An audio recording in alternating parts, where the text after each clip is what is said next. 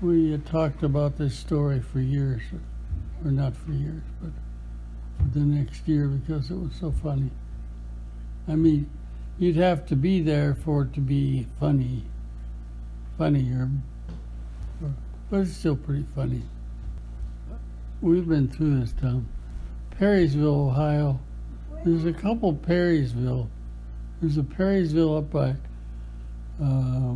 Toledo, and there's a Perrysville down farther in the state. That's Perrysville is a pretty small town, maybe about like LeGrand or something. Every year they had a Joe Mason and I, my best friend, were always looking for a place where they're having a carnival. Oh, I know, it was early September.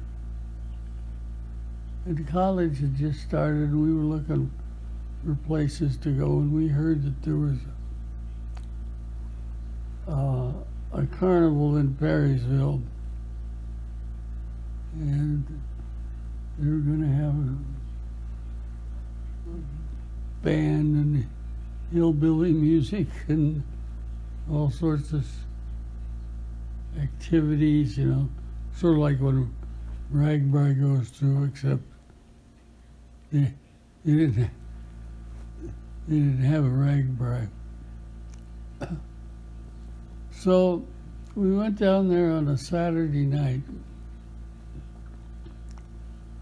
and there was an old guy about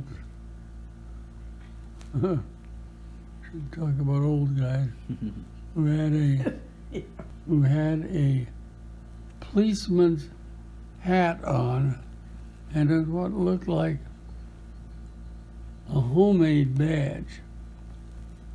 And he was the officer in charge. I don't remember that he had a deputy or anything. He might have. A parallel of that show on TV, Berea. Yeah. Well, he was outside kind of strutting around with his hat on, with his mayor's hat on. He didn't have a policeman's hat on at that time. But he had some kind of official, semi-looking official hat that made him look like he was in charge, you know. He was the big boss man. Well, downtown, outside the corner bar, two guys got into a fight. Just a fist fight. No. Two guys who, we didn't know who they were. They looked like local people and of course it was one of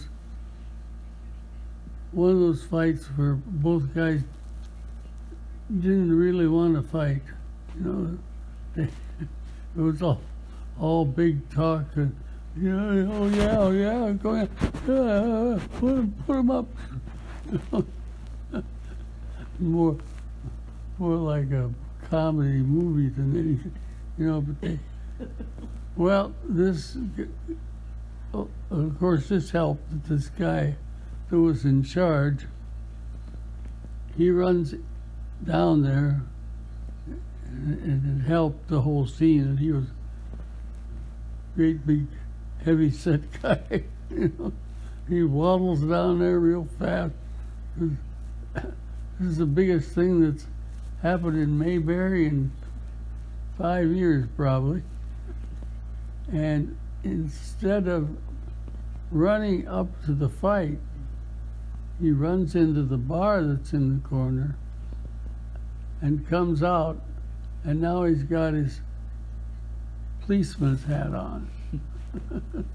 So, well, the climax to the story, which is pretty funny too,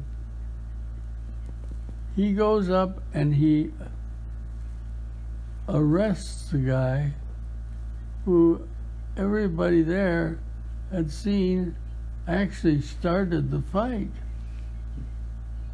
And some people yelled at the cop and said, "Hey, Joe over there started this. You should arrest him."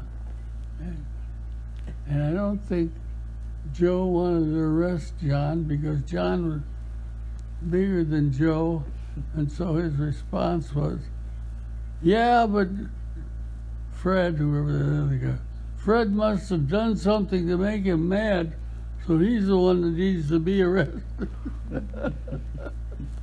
So he put some old antique handcuffs on him. And of course, Fred, all this time, and the other guy protest. "I didn't do anything. I didn't start it. This is not my fault." And of course, Officer Bill, or whatever his name was, no. He got the right guy. He made the right arrest. People gathered and then scattered. Really wasn't that exciting. If somebody actually got hit or hurt, I'm not sure anybody did. It was all talk. We talked about that for a while.